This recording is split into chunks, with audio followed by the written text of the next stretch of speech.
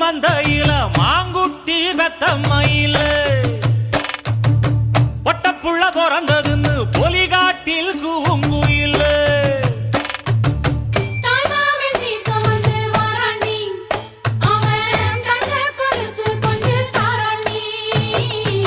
சிறு சுமந்த சாதி சனவே ஆறு கடந்தா ஊரு வருவே.